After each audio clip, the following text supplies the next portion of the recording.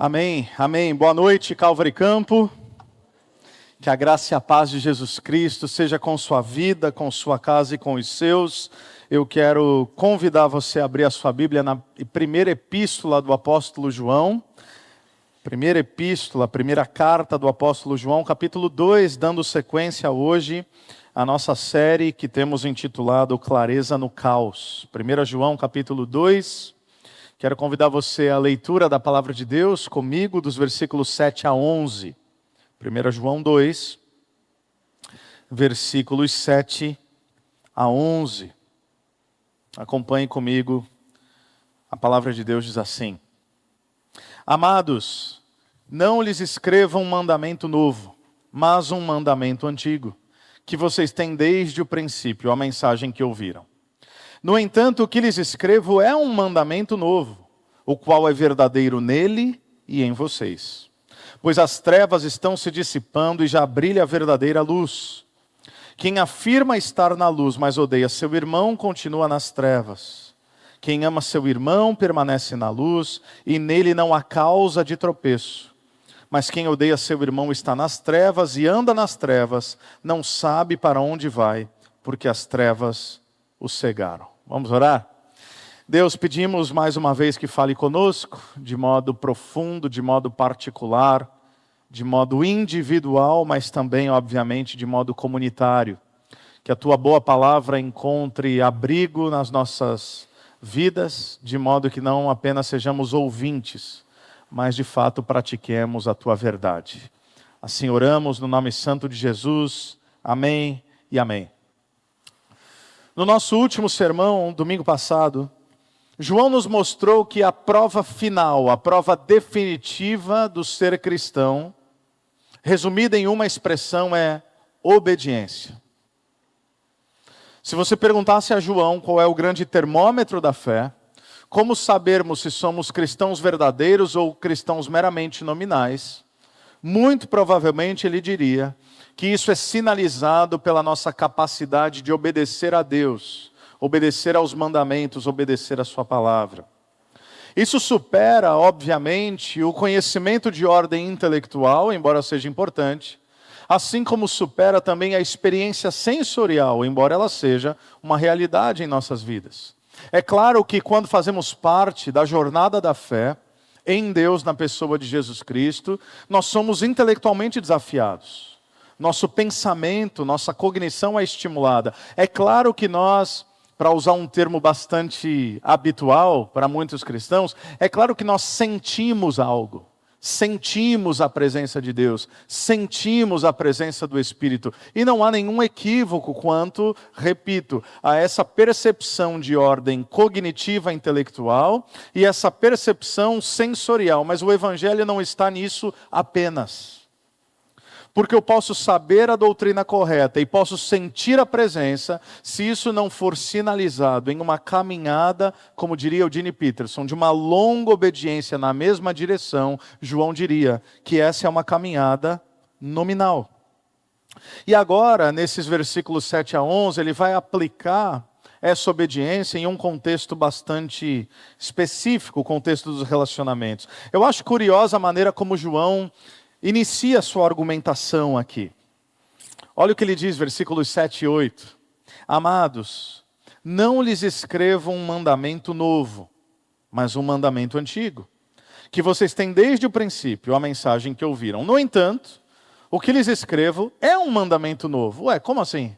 É novo ou não é novo? É antigo ou não é antigo? O qual é verdadeiro nele e em vocês, pois as trevas estão se dissipando e já brilha a verdadeira luz.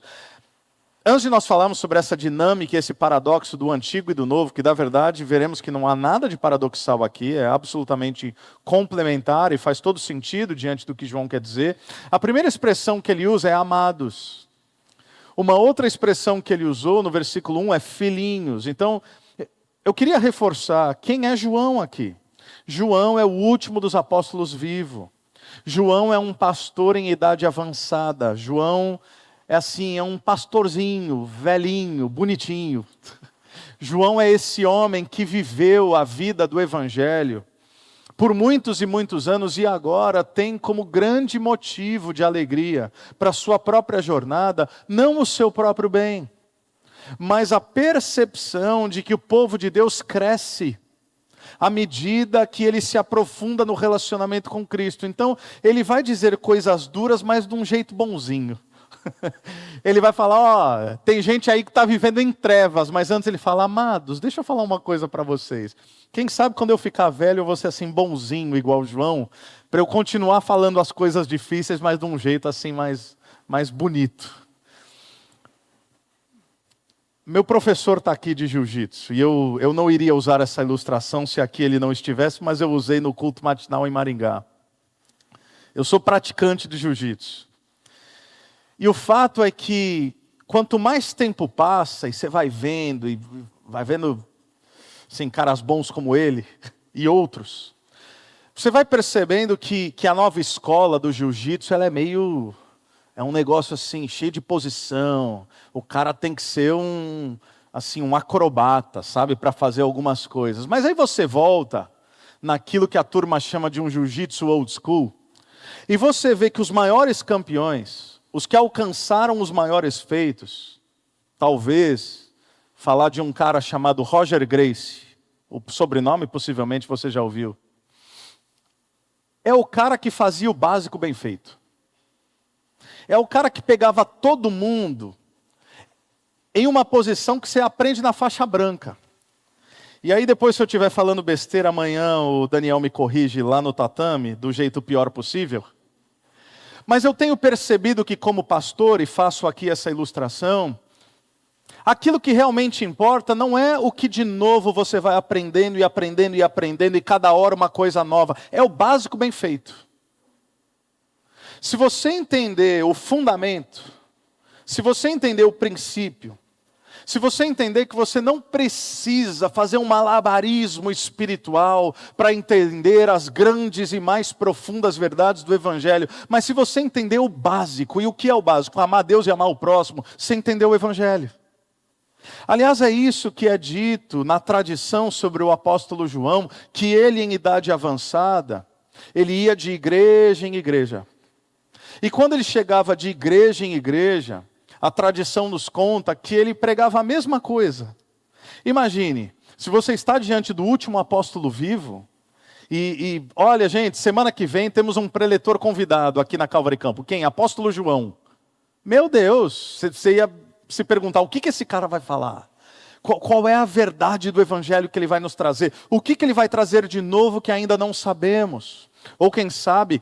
Ô João, fala aí do que não está escrito. Fala das conversas de corredor com Jesus Cristo. Seria maravilhoso. Ao menos a mim despertaria uma profunda curiosidade. Contudo, é dito que João ia de igreja em igreja, igreja em igreja, pregando um sermão e um sermão apenas. E esse sermão é: amem uns aos outros. Ao que em certa vez alguém teria dito: João, bom sermão esse seu, viu? Gostei. Mas o senhor tem tanto a dizer, quando é que você vai, assim, mudar o tema? Ao que ele teria dito: quando vocês começarem a viver este. Se a gente entende o fundamento da fé, a gente entende que a vida com Deus não diz respeito àquilo que eu vou aprender de novo, de novidade todo domingo, mas as verdades antigas que solidificadas na nossa mente e no nosso coração vão fazendo sentido. É um pouco do que ele está dizendo aqui. Quando ele diz: meus amados, eu não lhes escrevo, versículo 7, um mandamento novo, mas um mandamento antigo, que é a mensagem que vocês ouviram. Outras traduções vão dizer que é a palavra que vocês ouviram. Há um jogo de palavras aqui, porque no hebraico são termos intercambiáveis. Mandamento e palavra é a mesma ideia. Tanto que nós fizemos essa última série dos 10 mandamentos, chamando de 10 palavras. Esse é o termo que é usado aqui. Deus fala: eis as palavras que agora eu digo a Israel, eu sou o Senhor, o seu Deus, enfim. Então, mandamentos e palavras, João ele vai usar isso no seu argumento. Ele diz, há um mandamento, e curiosamente ele não fala qual mandamento é esse. Não sei se você reparou, ele não fala. Qualquer tentativa aqui, de modo deslocado, seria uma inferência. Que mandamento é esse que João está falando? Não sei, eu acho. Não é eu acho. Uma boa exegese, uma boa hermenêutica, um bom princípio interpretativo da palavra de Deus, diz respeito a você tentar entender o que está sendo dito naquele contexto particular, imediato, um pouco mais abrangente. Então você vê o texto, você vê a perícope, você vê o trecho, você vê o capítulo, não tem nada, João não fala. Você vai para o capítulo anterior, também João não fala. Aí você vai para o capítulo posterior, aí João fala. Então, no contexto mais abrangente, ou seja, 1 João capítulo 3, versículo 11, João diz que mandamento é esse do qual ele falou no capítulo 2. E o que é? Ele diz, essa é a mensagem que vocês ouviram desde o princípio. Mesma linguagem, percebe? Esse é o mandamento, essa é a palavra que vocês ouviram desde o princípio. Que mandamento é esse? Que amemos uns aos outros. Então, primeiro, é antigo. É antigo porque vocês já ouviram, João está dizendo aos cristãos, a eles e a nós. É antigo porque me parece que não deixa de ser também uma referência aos evangelhos, e me lembro de um episódio em particular, quando em Mateus 22, um perito na lei chega para Jesus e pergunta, Jesus, mestre, qual é o maior de todos os mandamentos? Alguns de vocês se lembram dessa história. Qual é o maior dos mandamentos? Em Mateus 22, versículo 37, Jesus diz, o maior de todos os mandamentos é ame o Senhor, o seu Deus, de todo o seu coração, de toda a sua alma, de todo o seu entendimento. Só que Jesus avança respondendo o que esse homem não perguntou, porque ele perguntou o maior. Jesus continua, mas o segundo é semelhante a este, ame seu próximo como a si mesmo. Porque dele depende toda a lei e os profetas. O que Jesus está sinalizando ali é que todo o Antigo Testamento, a Torá, os livros poéticos, os profetas, tudo aquilo que é concebido como Antigo Testamento, se resume nessas duas grandes leis, o amor a Deus e o amor ao próximo. E não é isso que vimos também nos 10 mandamentos?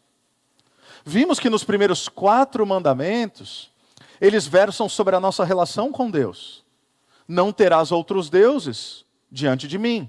Não farás para ti nenhuma imagem, ídolo ou escultura. Não tomarás o meu nome, o nome do Senhor em vão. Guardarás o Shabat, o dia de descanso. São mandamentos relacionados a Deus. Mas e os outros 6? São mandamentos que vão sinalizar horizontalmente aquilo que é verdadeiro verticalmente. Porque quando eu não roubo, quando eu não adultero, quando eu não cobiço a mulher do outro, a casa do outro, quando eu não dou falso testemunho, isto é, quando eu não minto, eu estou agora preservando, não a minha relação com Deus apenas, mas a minha relação com o próximo.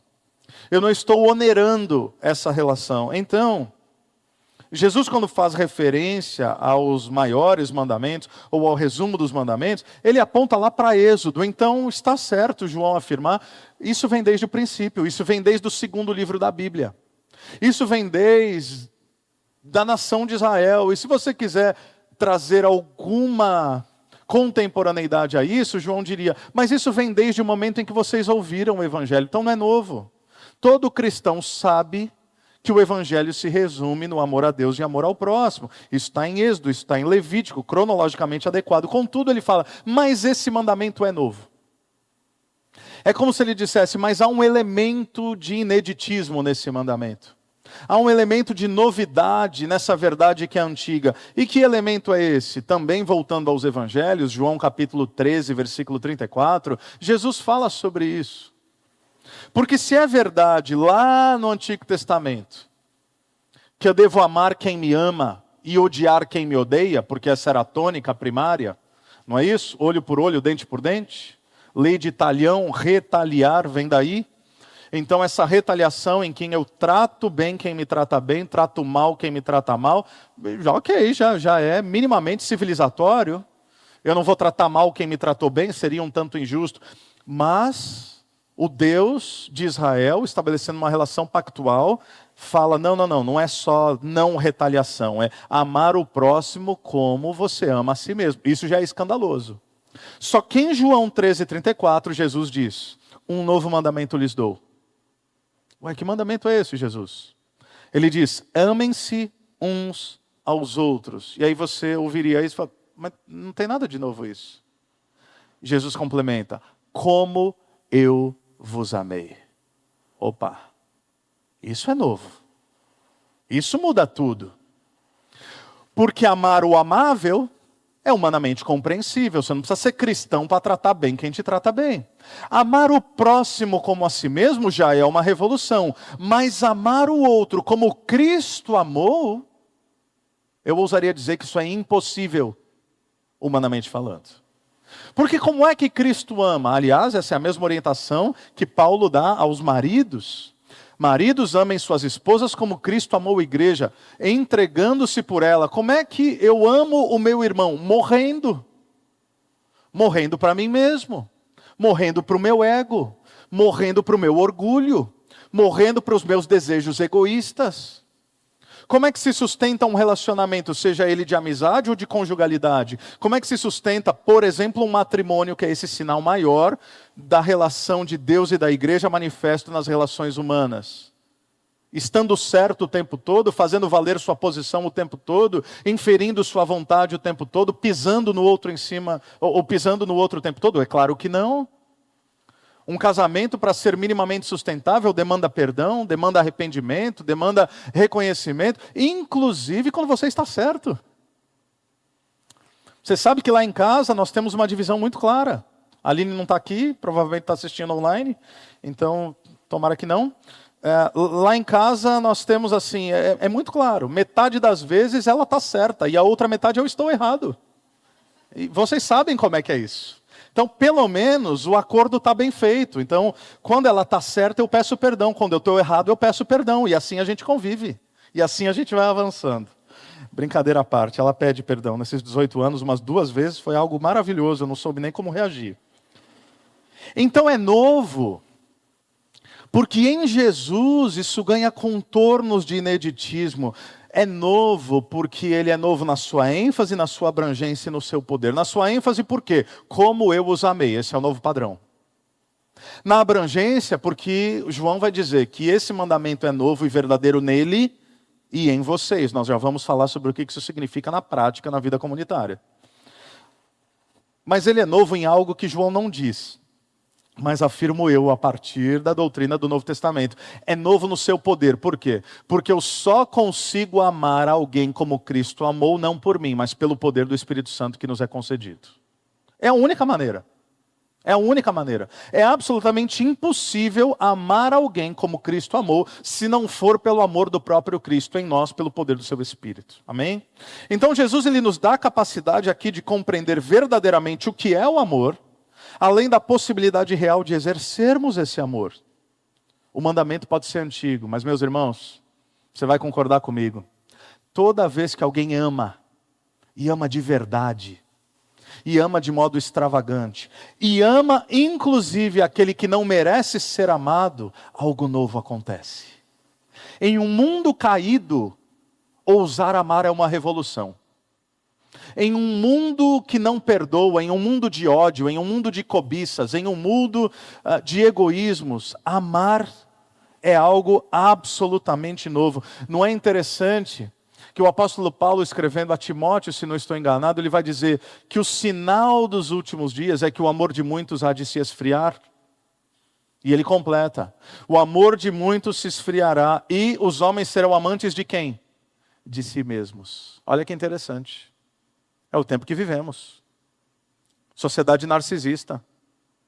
Sociedade egocêntrica. Onde cada um só pensa em si. Esse é um sinal do fim.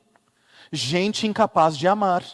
Então, na comunidade dos discípulos de Jesus, amar no tempo em que vivemos é uma revolução. É inédito, é algo novo, é isso que João está dizendo. Mas eu trago aqui 4 verdades que vejo nesse texto em aplicação para o nosso coração. A primeira está no versículo 8, ao final dele, quando João diz que as trevas estão se dissipando e já brilha a verdadeira luz. João está dizendo o quê? Em primeiro lugar, que Cristo trouxe ao mundo uma nova ordem de vida. Explico.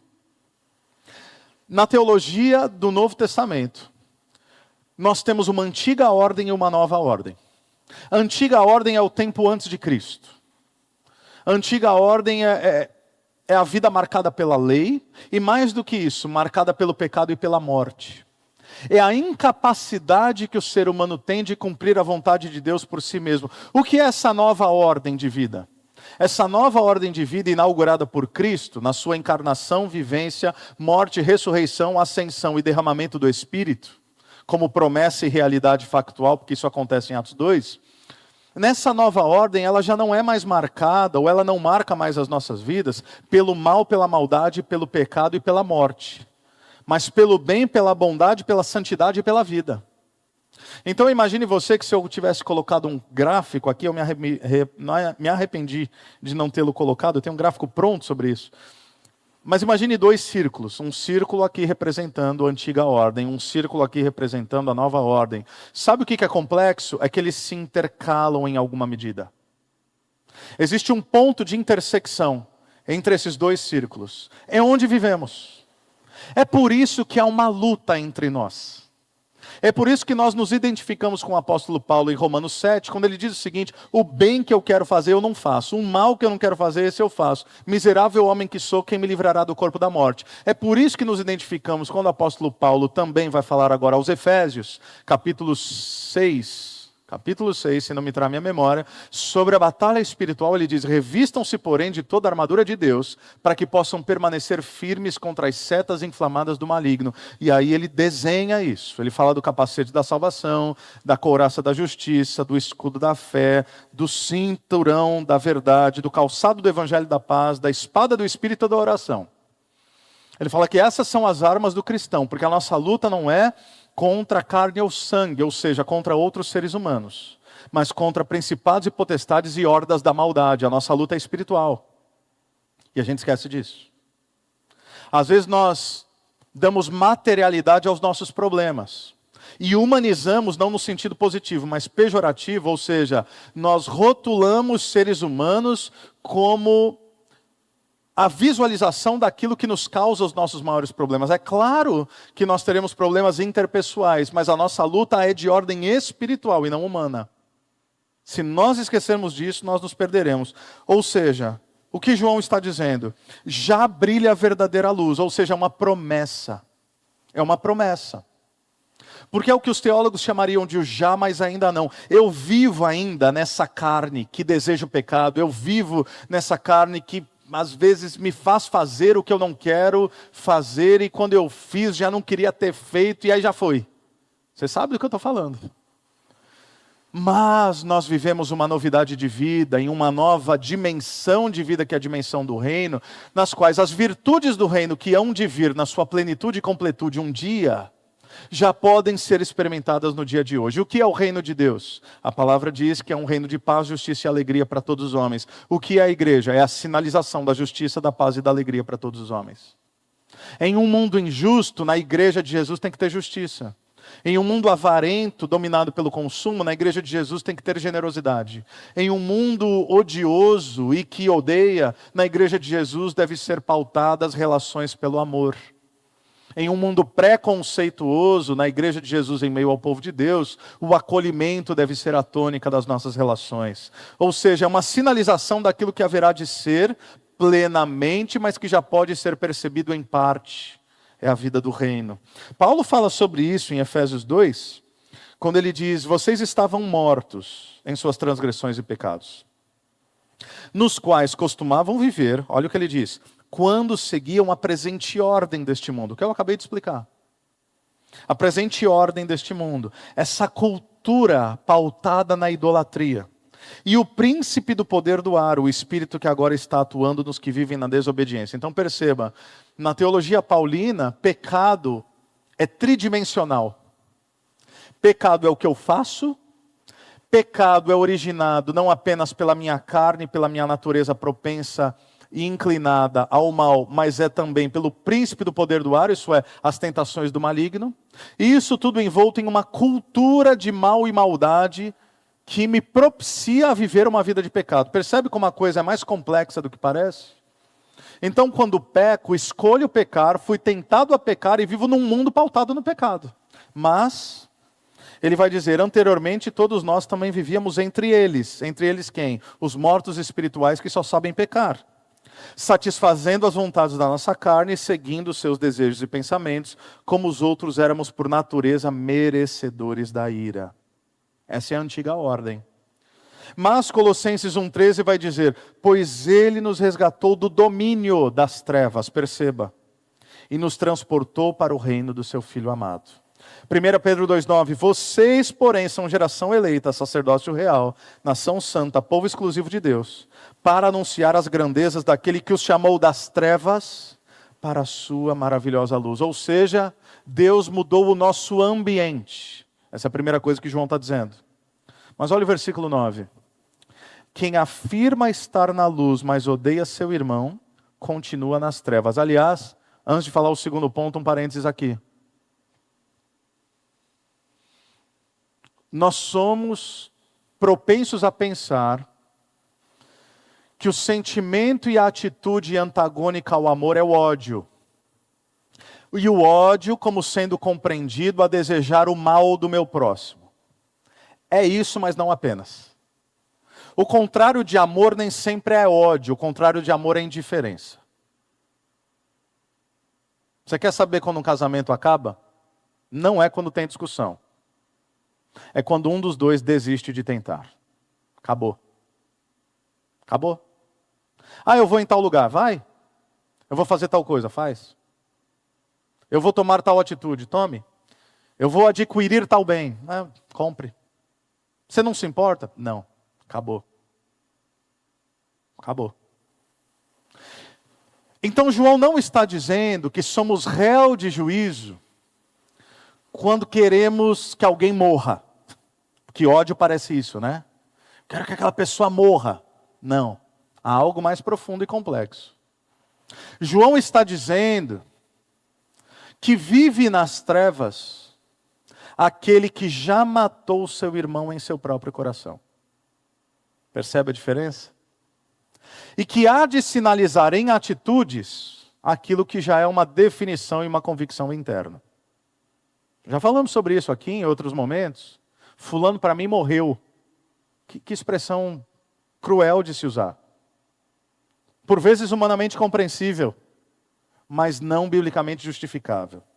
Qual é o segundo ponto, de acordo com o versículo 9? Não caminhar nessa nova ordem é viver em trevas, tanto por dentro quanto por fora. Explico. Se o versículo 9 está dizendo que quem afirma estar na luz, mas odeia seu irmão continuar nas trevas, o versículo 11 adiciona algo importantíssimo, falando a mesma coisa. Ele diz, versículo 11, quem odeia seu irmão está nas trevas e anda nas trevas. O que João está dizendo aqui? Que não apenas temos um problema antes de Deus, de ordem de dimensão, de reino de trevas, de antiga ordem de vida, mas temos um problema agora muito maior, não nós, assim espero, mas aquele que não está em Deus, ou aquele que é um falso crente, como João está sinalizando vez após vez, ele não apenas tem como problema a realidade de que ao seu redor existem trevas. João está sinalizando que aquele que odeia o irmão, aquele que vive de modo indiferente, aquele que não se importa, aquele que não se comove, aquele que mata o outro no coração e nos sentimentos, este sujeito, esta pessoa, não apenas lida com as trevas do lado de fora, mas está em escuridão do lado de dentro. Ele está em trevas e ele caminha em trevas. Percebe a distinção? É escuridão do lado de dentro, é escuridão do lado de fora. É aquilo que a palavra de Deus vai chamar de cegueira espiritual. 2 Coríntios capítulo 4, versículo 4, vai dizer, o apóstolo Paulo diz, que o Deus dessa era cegou o entendimento dos incrédulos, para que eles não vejam a luz, a glória do Evangelho revelada em Jesus Cristo. Ou seja, traduzindo, já tentou compartilhar o Evangelho com algum amigo, com algum familiar, com alguma pessoa que você ama, com quem você se importa, e a pessoa pode ter tido diferentes reações, como por exemplo, alguns vão reagir com apatia, alguns vão reagir com pleno desinteresse, alguns vão reagir com um certo nível de cinismo, alguns vão agir com hostilidade, outros vão agir com deboche. Peraí, você está falando com alguém que você ama. E você está trazendo àquela pessoa aquilo que mudou a sua vida e que você só está compartilhando porque você sabe que há de ser positivo para aquela pessoa. E aquela pessoa que você ama e que você sabe que também te ama, diante do Evangelho debocha de você, qual é a explicação? Por que ela não quis o Evangelho? A pergunta não é por que ela não quis. A pergunta é, será que ela consegue Porque o texto está dizendo, há pessoas que são incapazes de enxergar a luz do Evangelho de Jesus Cristo. Então, meus irmãos, ao compartilharmos a boa notícia com alguém, ao compartilharmos o Evangelho com alguém, nós não oramos para que a nossa argumentação seja adequada. Às vezes nós não somos tentados a pensar isso. Não, eu tenho que ter as palavras certas. Ai, pastor, eu não falo muito de Deus, porque eu não falo bonito assim, ó, igual vocês falam. Eu tenho dificuldade em decorar os versículos, eu me embanano. Por quê? Porque a gente acha que depende de nós. Não depende de nós. O poder não está em nós, o poder está no Evangelho. Então, a gente não vai orar para falar bonito, a gente não vai orar para lembrar todos os versículos, a gente não vai orar para argumentar de modo convincente, intelectualmente irrefutável. A gente não vai orar para assim, não. Olha, que no dia que eu levar o meu convidado para a igreja, que o pastor esteja inspirado, assim, dia bom, porque se ele resolver bagunçar, vai ficar ruim, porque eu consegui levar o cara, é um sermão ruim, pastor, dá uma melhorada no sermão. Não é isso. O que nós temos que orar é por milagre. Que milagre? Deus faça com que essa pessoa tenha as escamas dos seus olhos caindo e que ela enxergue o Evangelho e nasça de novo. Isso é milagre. Isso é milagre. Foi assim comigo. Foi assim contigo. Há de ser com todo e qualquer ser humano que seja alcançado pelo Evangelho de Jesus Cristo. Ou seja, para alguns, há uma cegueira espiritual. Então, na salvação, o ambiente é transformado, mas nós também somos transformados. Não se trata, meus irmãos, do mesmo ser humano em um ambiente diferente. E eis o problema da falsa religião. O problema da falsa religião e do falso evangelho é tentar mudar os ambientes e as práticas sem que o coração tenha sido transformado. É por isso que Jesus vai dizer que haverá até o fim joio no meio do trigo. Por quê? Porque tem gente que muda o rito, mas não muda a natureza.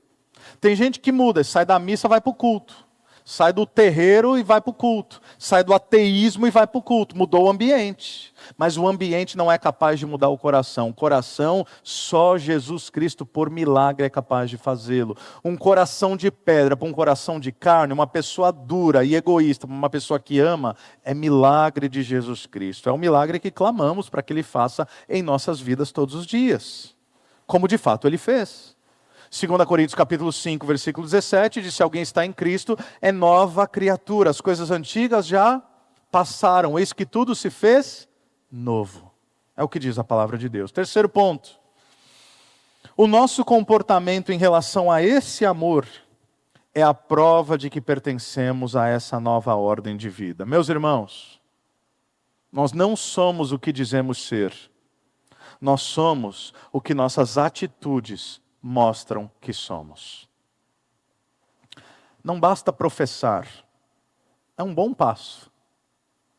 Mas a caminhada com Cristo não diz respeito a uma fé nem de foro íntimo, nem meramente conceitual, subjetiva e metafísica, mas é uma fé que tem materialidade, o qual o Novo Testamento chama de frutos. Quais são os frutos da nossa jornada? Tiago, argumentando sobre isso, diria o seguinte: você tem uma fé, me mostre através das obras. Porque caso sua fé não tenha materialidade, ela é uma fé morta.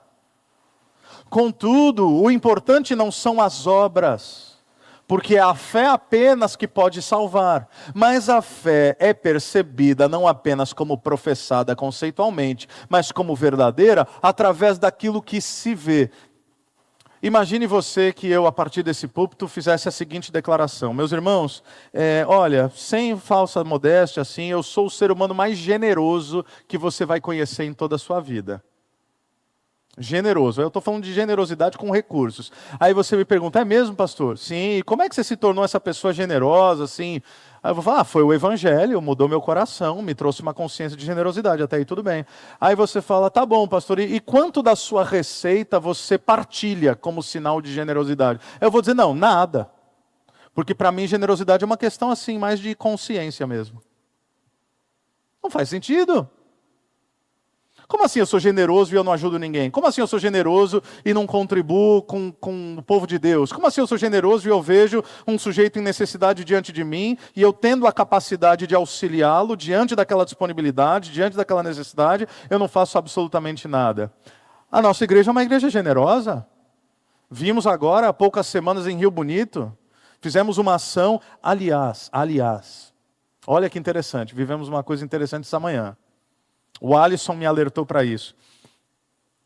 Em um dia arrecadamos toneladas de alimento. Você é da Calvary Campos, você sabe disso. Em um dia, em uma segunda-feira, no domingo eu compartilhei, na segunda vocês doaram, na terça nós levamos no Corpo de Bombeiros aqui de Campo Mourão, e saiu, não foi por nossa causa não, a imprensa viu e tal, e noticiou lá.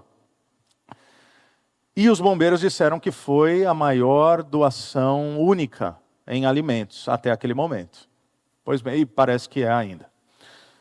Aí hoje de manhã, estou lá pregando em Maringá, estamos lá no culto, o Alisson vira e falou, aquele cara ali, eu acho que ele é do Corpo de Bombeiros. Eu falei, do Corpo de Bombeiros? De Campo Mourão? Ele falou, é. Eu falei, vamos lá, né? Na dúvida, né, Alisson? Eu cheguei e falei, vem cá, você não é do Corpo de Bombeiros? Ele falou, rapaz, tua memória é boa. Eu falei, não é não, a memória boa é dele. Falei, eu queria arrogar para mim essa virtude, mas não a tenho, é ele. E era o cara que é do Corpo de Bombeiros de Campo Mourão, mora em Maringá, foi exposto à nossa ação solidária e generosa, frutos, obras, e ao ver que tipo de igreja somos, aqui é inferência minha, mas eu acho que não é tão difícil de imaginar isso, falou, opa, peraí, eu moro em Maringá, esses caras têm igreja em Maringá, estava no culto ele, sua esposa e seu bebezinho de colo hoje. Não é maravilhoso isso? É assim que Cristo é manifesto, meus irmãos. É assim que Cristo é visto, não é no discurso. Filhinhos, ameis não apenas de palavras, mas em verdade e em obras. Ou seja, não somos o que dizemos ser, nós somos o que nossas atitudes mostram que somos. Lembra-se do jovem rico? Mestre, o que é necessário fazer para herdar o reino dos céus? Jesus diz, obedeça os mandamentos. O cara de pau vira para Jesus e diz, isso eu já tenho feito, tranquilo. Próxima lição. Já tenho obedecido a tudo desde a minha juventude. Aí Jesus fala, vou parafrasear Jesus para você entender o espírito do que ele está dizendo. Tá bom, você já tem obedecido, mas tem uma coisa, você tem muita coisa. Muita coisa. Você me seguir com muita coisa não vai dar certo. Então pega essa muita coisa que você tem, se livra dela, e aí você me segue. O que Jesus está dizendo? Que é impossível seguir a ele tendo muitos bens? Não, mas no caso daquele rapaz era. Porque tem gente que tem pouco e esse pouco já atrapalha. Tem gente que tem muito e usa o seu muito como exercício de generosidade. Então a questão não é quanto você tem, se muito ou se pouco, mas se o seu coração está voltado para os tesouros dessa terra ou para o verdadeiro tesouro, aquele que vem dos céus, do qual ladrão não arromba nem furta e nem ferrugem pode destruir. Esse é o ponto. No caso desse rapaz, Jesus não pede nem para o ministério dele, que eu acho que seria absolutamente adequado. Fala, não, você tem bastante grana, você quer converter de verdade? Investe no meu ministério. Não, Jesus fala, pega a tua grana toda, vende, doa para os pobres. Depois você me segue. Porque eu não quero nada de você, a não ser o seu coração. Olha que mensagem poderosa. Mas o texto termina dizendo que aquele jovem foi embora triste, porque muitas eram as suas riquezas. Traduzindo, ele tinha a teologia correta, ele sabia tudo o que ele deveria obedecer, mas seu coração estava distante. É uma mensagem semelhante a que Jesus envia para a igreja de Éfeso, uma das 7 igrejas da Ásia Menor listada ali no livro de Apocalipse, mais especificamente capítulo 2. Eu gostaria de receber essa carta de Jesus até o versículo 3. Olha o que ela diz. Isso é Jesus dizendo. Conheço as suas obras, o seu trabalho árduo e a sua perseverança. Sei que você não pode tolerar homens maus, que pôs à prova os que dizem ser apóstolos, mas não são. E descobriu que eram impostores. Você tem perseverado e suportado os sofrimentos por causa do meu nome e não tem desfalecido. Não é um relato maravilhoso sobre uma igreja? Ortodoxa, boa de doutrina, desmascara falsos mestres, não desfalece em meio à perseguição e à hostilidade, continua perseverando em meio a essa jornada de absolutas distrações. Mas olha o versículo 4 de Apocalipse 2. Contra você, porém, tenho isso. Você, e eu acho interessante essa expressão, não é perdeu. Você abandonou o primeiro amor. não é perdeu, não é esqueceu, não é acidentalmente isso veio a acontecer. Você fez uma escolha deliberada de não amar. Portanto, é possível ter mente afiada, mas coração obscurecido. É possível saber qual é a vontade de Deus e ter um coração que não ama. E João aqui é enfático. Quem não ama está em trevas. Quem não ama está em escuridão, interna e externa. Não foi transformado do reino das trevas para o reino da luz e não teve as escamas dos seus olhos caindo para que pudesse, portanto, enxergar. É por isso que muitos, por serem espiritualmente cegos, meus irmãos, vivem perdidos, por óbvio. Se o sujeito não sabe espiritualmente de onde ele vem, para onde ele está caminhando, se ele não consegue discernir os ambientes que ele frequenta, os relacionamentos que ele desenvolve, já conheceu pessoas assim? E eu não pergunto isso como tom acusatório, mas há pessoas em que as suas vidas são verdadeiras tragédias anunciadas. A maneira como ele conduz sua jornada, seus negócios, sua empresa, seus colaboradores, ou seu patrão, seu casamento, sua esposa, seu marido, seus filhos, seus estudos, tragédia anunciada. Aí acontece o que você está vendo que vai acontecer. Por quê? Porque você rogou praga? Não, porque era óbvio. Porque não tinha como uma rota de profundo desassossego, uma rota de profunda perdição e cegueira espiritual, chegar a um destino adequado. E eu não estou falando apenas de pessoas que vivem uma vida absolutamente imoral nos seus vários aspectos. Sabe o que é mais perigoso? Não é alguém que está entregue assim, visivelmente no pecado, porque a esses, creio eu, que é até um tanto mais fácil de discernir o seu lamaçal. O problema é quando aparentemente está tudo perfeito, mas por dentro está vazio. Desejos insaciáveis, conquistas que nunca são suficientes, relacionamentos que não se sustentam, vida sem Deus. Mas o quarto e último ponto, versículo 10. Quem ama seu irmão permanece na luz e nele não há causa de tropeço. O que João está dizendo é que o verdadeiro discípulo de Jesus não se torna pedra de tropeço para ninguém. E isso é importantíssimo. É um outro teste. Porque o incrédulo ou o falso cristão não apenas está perdido na sua caminhada, não apenas ele tropeça na estrada, mas ele se torna pedra de tropeço para outros irmãos. Porque às vezes ele tem zelo, mas não tem amor, ele deixa corpos pelo caminho. Ele sabe o que é certo, mas ele não faz o que é certo motivado por amar.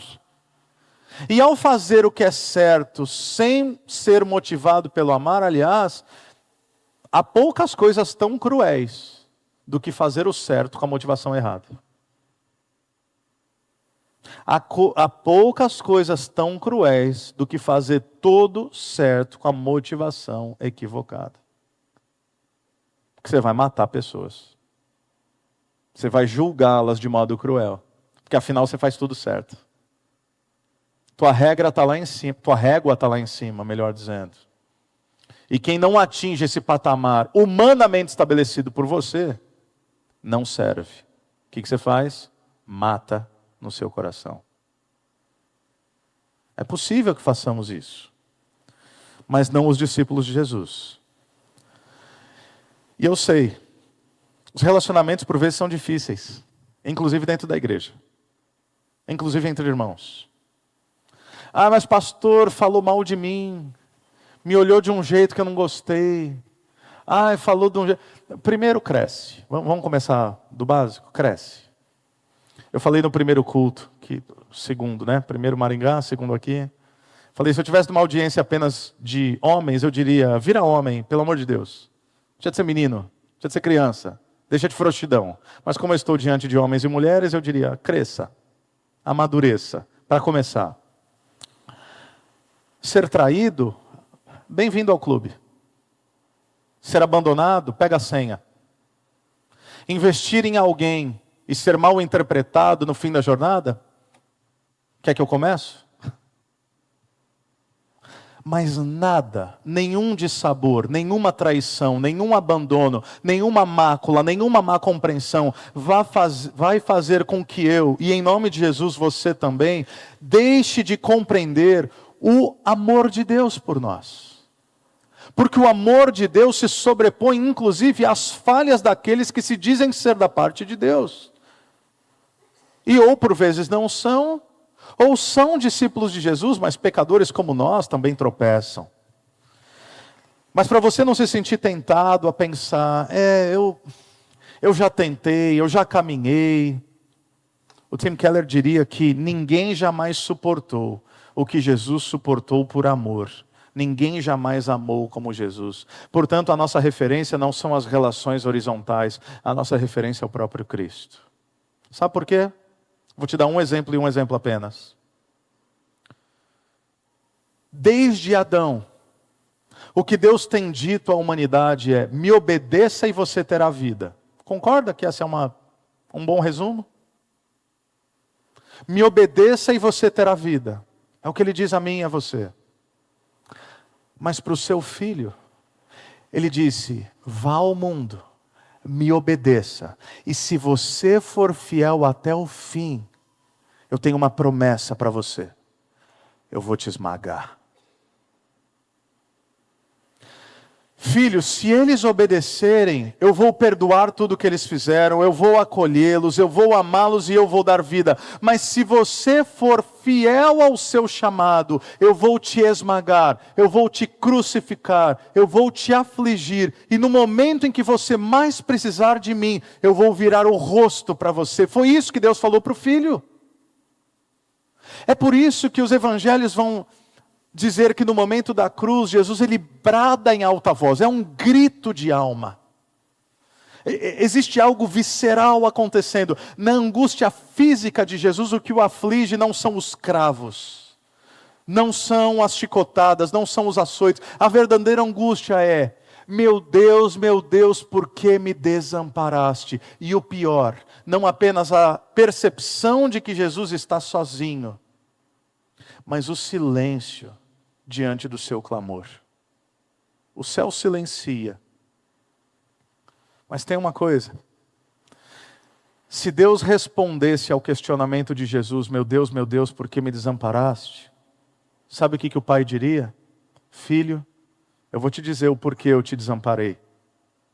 Foi por causa deles. Porque se eu escolhesse te proteger, eu teria que abandoná-los. Então eu escolhi te abandonar momentaneamente, para não ter que abandoná-los eternamente. Eu escolhi afligi-lo pontualmente, para que eles não sejam afligidos no inferno por toda a eternidade. Eu escolhi derramar minha ira e meu juízo sobre você, ira santa e ira justa, para que eu não tivesse que derramar sobre eles. Meus irmãos, como não amar a esse Deus? E aí você diria: mas pastor, eu amo. Eu acredito. Mas se você chegasse diante de Deus e dissesse: Deus, eu te amo. Quem sabe, Deus graciosamente diria: meu filho, minha filha, eu sei. Mas me mostra como. E eu perguntaria: como, Deus? Indo na igreja? No meu caso, pregando a palavra? Dedicando minha vida pelo evangelho? Ele diria: não, é mais simples e mais profundo do que isso. Ame cada um dos meus pequeninos. Assim, eu vou saber que o amor que você tem por mim é verdadeiro. O que João está dizendo? Que nossas atitudes mudam. Recebemos uma nova natureza, nossos olhos foram abertos, fazemos parte de um novo reino e uma nova realidade. Portanto, que vivamos como tal. Que vivamos não com a expectativa daquilo que haveremos de nos tornar, mas que vivamos como Deus diz que nós já somos, no poder do Espírito e para a glória de Deus. Amém? Quero convidar vocês a ficarem de pé enquanto oramos ao nosso Deus. Deus, obrigado pela Tua palavra, pelo Teu amor. Obrigado porque na cruz nós vemos o justo pelos injustos. Aquele que não tinha pecado foi feito pecado para que nós nos tornássemos justiça de Deus. O Senhor tratou o seu Filho como nós merecíamos ser tratados, para que nós fôssemos tratados como teu Filho merecia ser tratado. Eu nunca vou entender isso. Eu nunca vou entender isso. Por que nós? Nós que te afrontamos, nós que te obedecemos, te desobedecemos ainda hoje, todos os dias. Nós que somos egoístas, amantes de nós mesmos tantas vezes. Por que nós? A resposta talvez, ou certamente, não está em nós. A resposta está em ti. Portanto que, sabendo do teu amor por nós, possamos estender, mesmo que em parte, mesmo que com nossas fragilidades e limitações, o amor que veio até nós possa ser percebido também através de nós. Que essa cidade se sinta amada porque nós estamos aqui. Que os nossos amigos, familiares, parentes, próximos, distantes, se sintam amados por Ti, através das nossas atitudes. Assim oramos no nome de Jesus. Amém. Amém. Deus abençoe.